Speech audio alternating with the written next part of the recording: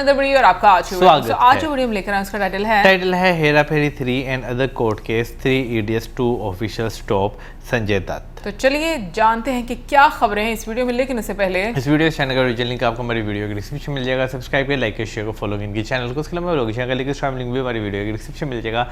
Subscribe करिए, like करिए, share को फॉलो करें। चलिए देख लेते हैं ये वीडियो। इतनी सारी चीजें मेरे सामने आई जिनको देखने के बाद मेरा पहला रिएक्शन था कि एक सेकंड, क्या ये सच में सच है? हेरा फेरी फ्रेंचाइज के मसले में एक और केस हो गया। दृश्यम वालों ने दृश्यम वालों के अंदर ही 100 करोड़ डाल दिए। क्यों? थालापति विजय की जो आखिरी मूवी होने वाली थी जननायकन, उसका लग रहा है कि अब रिलीज हो जाएगी। एक डेट सामने आया है, बहुत सारी बातें सब कुछ करी जाएगी, लेकिन उससे पहले मेरे सामने कॉमेंट आता है। भाई का कहना है कि काफी टाइम हो गया उन्होंने मेरी जुबान से नहीं सुना है, तो चालू करते हैं आज। तो यार कैसा सब कुछ ठीक चला रहा, मैं उम्मीद करता हूँ कि आप सब लोग ठीक होंगे। तूफानी बादल की इस एपिसोड में आपका स्वागत है। डैम यार अच्छा लगा, ऐसे इंट्रोज और करें क्या? हर एक मसले की बात होगी, लेकिन सबसे बड़ा मसला अपने को सबसे पहले एड्रेस करना है कि संजय दत्त भाई, कोई उनको रोक लो। हर कोई अक्षय कुमार के बारे में बातें करता है, उनका मजाक उड़ाया जाता है, ट्रोल करते हैं कि साल में 4-4 पिक्चरें बना संजय दत्त भी सेम कर रहे हैं, शूटिंग खत्म कर देते हैं। और इसी सुमड़ी में गुमड़ी मारकर कुंभ के मेले में जो भाई बिछड़ गए थे, जिन पे कोई नजर ही नहीं डालता, बट उनके भी कर्म ऐसे ही है। मतलब 30-40 दिन में शूटिंग करने वाला मुझे नहीं पता, बट साल में 3-3, 4-4 पिक्चरें निकालने वाला। आपको पता है मैं किसकी बात कर रहा हूँ? गेस करने की कोशिश करिए नीचे कमेंट सेक्शन में। अक्षय कुमार, ये मिस्टीरियस पर्सन, और इन दोनों को जब हम लोग साइड में रख दें, इन दोनों से जब हम लोग नजर ऊपर उठाते हैं, तो अपने को दिखते हैं स्वयं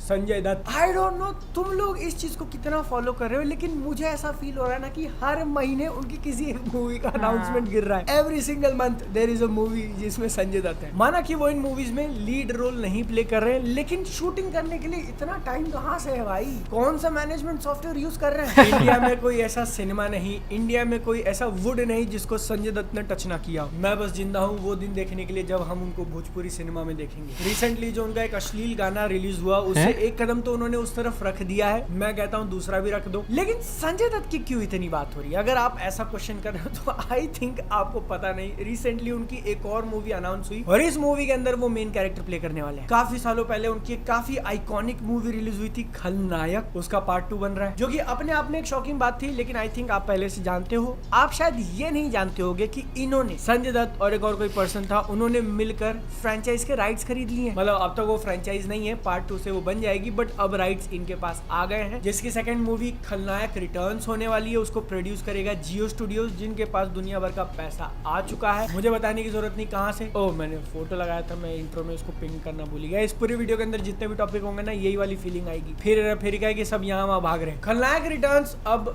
क्या होगा? सीक्वल, रीमेक, पता नहीं कहाँ का, कोई आइडिया नहीं है। बस उन्होंने बोला है कि हम लोग बना रहे हैं। बट मैं सरप्राइज हो गया कि उन्होंने साथ में टीजर भी निकाला, जिसमें खलनायक का वो आइकॉनिक म्यूजिक का एक ट्यून सुन के बढ़िया लगता है, झूठ नहीं बोलूंगा। सबसे बड़े प्रॉप्स में देना चाहूंगा कि उन्होंने ये अनाउंसमेंट वाला वीडियो एआई से नहीं बनाया। Oh my God, thank you. और क्योंकि इस टीजर के लिए उन्होंने शूटिंग वगैरह करी, डेवलप करके फिर रिलीज किया, मतलब सेंस बनाता है कि इसके राइट्स काफी टाइम पहले एक्वायर कर लिए गए। और वीडियो तुमको तो पता ही है, अगर ये पार्ट नंबर 2 चल जाती है तो फिर उसका 3 भी बनेगा, उसका 4 भी बनेगा, उसका 5 भी बनेगा। They will do it till he is 90। और मुझे नहीं लगता कि संजय दत्त रुकने वाले हैं 90 पूरा करने से पहले। फाइनेंशियली अगर मैं सोचूं तो मल्टीपल रीजंस मुझे दिख रहे हैं जिसके कारण ये डिसीजन सेंस बनाता है। सबसे पहला नॉस्टैल्जिया वाला फैक्टर, सनी देओल का कमबैक भाई उसी पे चला है। गदर 2 ने 500 करोड़ से ज्यादा कमा लिया। बॉर्डर 2 आई थी, उसने कितना कमाया मैंने ट्रैक नहीं किया है, तुमको पता है क्या? मैं यहाँ चेक कर रहा हूँ बॉर्डर 2 का कलेक्शन, 330 करोड़। तो क्यों नहीं करे भैया? फ्रेंचाइज फैक्टर वाली बात है कि आज के टाइम पे वही चल रहा है। संजय दत्त की बात है, आज के टाइम पे वही चल रहा है। बड़ा असली क्वेश्चन है कि आज की ऑडियंस क्या इस मूवी को एक्सेप्ट करेगी। लेकिन छोड़ो, आगे बढ़ते हैं। Topic number 2। तुमको बिलीव नहीं होगा अगर मैं कहूँ कि 3 इडियट्स का पार्ट 2 बन रहा है। मुझे पहले लगा रूमर है। क्या मैंने इस न्यूज को पहले कवर किया हुआ? आई डोंट नो। लेकिन ये रूमर नहीं है, 100% एकदम सील थप्पा मार के, थूक लगा के आमिर खान की जुबान से निकला है। स्वयं आमिर खान ने अपनी जीभा से कहा कि 3 इडियट्स का पार्ट 2 बन रहा है। राजकुमार हिरानी डायरेक्ट उसी पे काम कर रहे हैं, उनकी अगली पिक्चर वही होने वाली है, राजकुमार हिरानी की, जिनकी लास्ट मूवी शायद डंकी थी। आमिर खान भी एक्सपेक्ट करते हैं कि वो अपना काम इसके ऊपर जल्दी चालू करेंगे। स्क्रिप्ट अभी फाइनलाइज नहीं हुआ है, थोड़ी बहुत चीजें बाकी हैं, ऐसा उन्होंने कहा। उसके अंदर वही सेम ह्यूमर होने वाला है जो पार्ट 1 में था, लेकिन उसकी स्टोरी थोड़ी अनयूजुअल होगी। Same 3 idiot story but set 10 years later, ऐसा उनका कहना है। देख रहे हो वीडियो, मैंने तुमको कहा ना आजकल फ्रेंचाइज सिनेमा चल रहा है, तो हर किसी का फ्रेंचाइज बनेगा। मडगांव एक्सप्रेस जो कॉमेडी मूवी आई थी उसका भी पार्ट 2 कंफर्म हो गया है। दिवेंद्यू जो मुन्ना भैया हैं उन्होंने वैसे अच्छी मूवी थी ये। का भी पार्ट 2 वो लोग बना रहे हैं, ये कंफर्म नहीं है, इसके रूमर्स आए हैं बस अभी। ठीक, थालापति विजय की जो जन नायकन मूवी रिलीज होने वाली थी, हिंदी में उसको जन नेता कहा जा रहा था, वो अब लग रहा है कि फाइनली रिलीज हो जाएगी। मे बी, शायद, आई डोंट नो, रूमर ही आया है। अगेन स्पेकुलेशन के हिसाब से 8 मई को हो सकती है। क्यों? क्योंकि 4 मई को तमिलनाडु के इलेक्शन रिजल्ट्स पता चल जाएंगे, ऐसा माना जा रहा है। और मैंने ये आखिरी मूवी क्यों गई, क्योंकि बीच में मैंने एक और रूमर शायद था, सुना था कि इस पिक्चर के प्रोड्यूसर का काफी ज्यादा नुकसान हो गया, तो इसीलिए थालापति विजय ने प्रॉमिस किया कि मैं एक और मूवी आपके लिए कर दूंगा। आई डोंट नो ये कितना सच है, जन नायकन कब रिलीज होगी, आप अपनी टिप्पणी इस पर डेफिनेटली देना। लेकिन जहां तक रिलीज डेट की बात करें बिडू, तो अक्षय कुमार की जो नेक्स्ट मूवी होने वाली है वेलकम टू द जंगल, उसका डेट 26 बहुत देर पहले हमने इसको वो टीजर देखा था, रिलीज हो जाए। कहा जा रहा है कि उसके राइट्स एक्वायर कर लिए हैं जियो स्टार ने, सैटेलाइट, ओटीटी, थिएट्रिकल सब कुछ। तो इसमें इंटरेस्टिंग बात क्या है, well actually movie officially announce करी गई थी 2023 में, और उनका प्लान था कि 20 दिसंबर 2024 को हम लोग इसको थिएटर्स में लगाएंगे। स्वयं अक्षय कुमार का ये ट्वीट है, आप देख लो। अब कितना डिले होगी कैलकुलेट कर लेना। सालों बाद क्या ये थिएटर में रिलीज होगी, 5 महीने बाद क्या जननायकन थिएटर में रिलीज होगा, we will see and we will witness cinema. क्योंकि वेलकम टू द जंगल के डायरेक्टर हैं अहमद खान, जिनकी पिछली मूवी थी हीरोपंती 2, और उससे पहले उन्होंने बनाई थी Baaghi 3। Very very very impressive record, not gonna lie, and it looks like कि इस वेलकम टू द जंगल के बाद भी वो नहीं रुकने वाले हैं। वैरायटी इंडिया की तरफ से रिपोर्ट किया गया, आई थिंक रूमर वाली कैटेगरी में ही डालेंगे कि टाइगर श्रॉफ को उनकी अगली मूवी मिल चुकी है भाई। इस बार वो शनाया कपूर के साथ बना रहे हैं एक ज़ॉम्बी मूवी, जिसके डायरेक्टर अगेन जैसा मैंने बोला अहमद खान होने वाले हैं। तो आई मीन जब लास्ट टाइम ये दोनों साथ में आए थे, टाइगर श्रॉफ और अहमद खान, तो क्या मुझे फिर से गिनाने की जरूरत है हमने क्या सिनेमा विटनेस किया था। बट कोई नहीं, हर किसी को second chance, third chance, fourth chance तो देना बनता है। तो लेट्स सी इस बार क्या कुक करते हैं वो लोग। एक नाम को आप डेफिनेटली याद रखना कि इस मूवी को प्रोड्यूस करने वाले फिरोज नाडियाडवाला, जो कि खुद इन्वॉल्व है हेरा फेरी वाले पूरे लीगल मैटर में। कुछ दिनों पहले अक्षय कुमार ने शायद अपने लाइव स्ट्रीम पे कह दिया था यार कि हेरा फेरी का कुछ नहीं हो रहा है यार। क्यों कुछ नहीं हो रहा है? शायद आज अपने को थोड़ा आइडिया मिलेगा। बॉलीवुड हंगामा ने एक्सक्लूसिव रिपोर्ट किया है, नहीं सॉरी गलती हो गई मुझसे, बॉलीवुड हंगामा ने मेगा एक्सक्लूसिव रिपोर्ट किया है। उनके मुताबिक फरवरी 2026, इसी साल के फरवरी महीने में, विजय कुमार नाम के कोई एक शख्स हैं जिन्होंने केस कर दिया था मद्रास हाई कोर्ट में फिरोज नाडियाडवाला के ऊपर, उनके इस डिसीजन के ऊपर कि हेरा फेरी 3 बन रही है। वो कैसे बना सकते हैं, राइट्स तो मेरे पास है, ऐसा उनका कहना था। जिस पे अगली बात सामने आई है कि फिरोज नाडियाडवाला ने खुद केस कर दिया सामने वाले इंसान के ऊपर, वो भी मुंबई में, कि तूने चीटिंग करी है, तूने कॉपीराइट इन्फ्रिंजमेंट किया हुआ है, राइट्स मेरे पास है। राइट्स एक्चुअली है किसके पास पता नहीं। इतने सालों बाद जब ट्रिनिटी साथ में आई है, अक्षय कुमार, सुनील शेट्टी, परेश रावल, की चलो बनाते हैं, तो अब बना नहीं पा रहे। मैं तो कहता हूँ भाई वही रूट ले लो जो भूत बंगला के साथ लिया था, हेरा हेरी नाम से पिक्चर बना दो। हेरा फेरी फेरा हेरी से याद आया मेरे को हंसना नहीं चाहिए इस बात पे, लेकिन टॉक्सिक को अकेला छोड़ दो। टॉक्सिक जो है वो क्लैश पे क्लैश लगे जा रही है। उन्होंने रिलीज डेट अनाउंस किया था कि हम 19 मार्च को आ रहे हैं, फिर उसमें संजय लीला भंसाली की मूवी आई थी, फिर उसमें 4 मूवीज और घुसी हुई थी, एंड में क्या नाम था यार उसमें, धुरंधर 2 आई। टॉक्सिक ने अपने कदम पीछे खींच लिए, कहा कि मिडिल ईस्ट में वॉर चल रहा है इसलिए हम लोग पिक्चर नहीं रिलीज। ओके, 4 जून की रिलीज डेट फाइनल करी उन्होंने, 4 जून था या 5 जून था मुझे एग्जैक्टली याद नहीं, लेकिन अब एक और बॉलीवुड मूवी से भिड़ने वाली है। बॉबी देओल उसके मेन हीरो है, डायरेक्ट किया है अनुराग कश्यप ने, बंदर उसका नाम है। 5 जून की रिलीज डेट लॉक कर दी गई है जनाब। आई नो ये कोई भी एक सिग्निफिकेंटली बड़ी मूवी नहीं होगी जो शायद टॉक्सिक को चैलेंज करे, बट यू डोंट नो, क्या पता अनुराग कश्यप एक्चुअली कुछ ऐसा पका दे कि दुनिया पागल हो जाए। और जैसा सरप्राइज धुरंधर ने दिया था, ठीक वैसा ही सरप्राइज टॉक्सिक के साथ क्लैश हुई मूवी ने कर दी। बहुत ज्यादा बड़ा वाला मजाक हो जाएगा।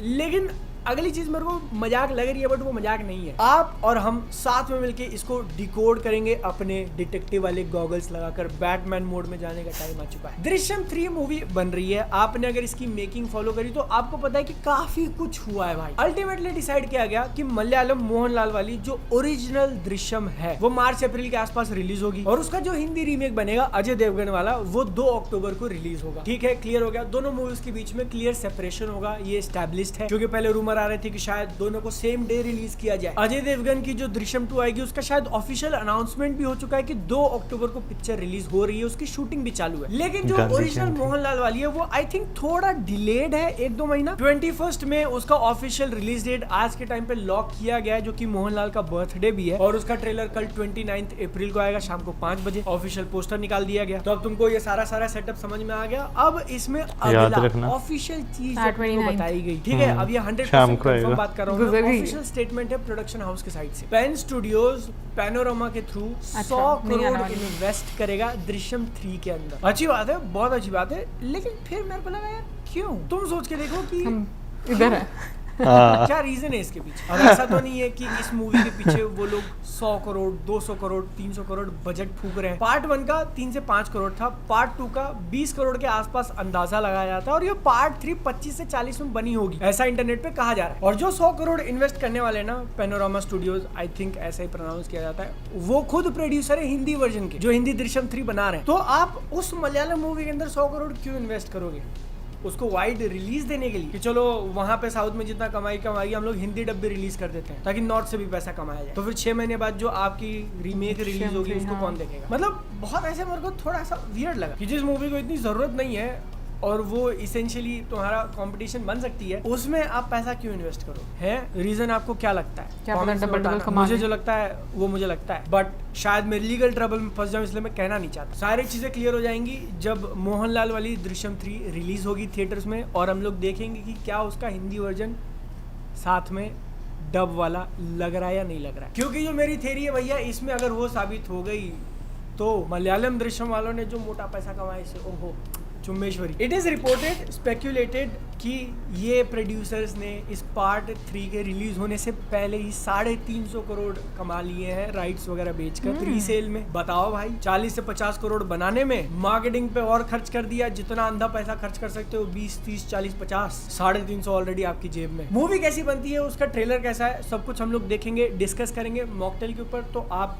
अपना अकाउंट बना लो, क्रोम सफारी जो भी ब्राउजर है उस पर जाके टाइप करो mocktail.in, रियल यूजर से बात करो जो खुद मूवीज के बारे में पैशनेट है, और VNF टीवी को सब्सक्राइब करो। 1.5 मिलियन जल्दी मिलते हैं अगली बार। टाटा बाय बाय, चाओ।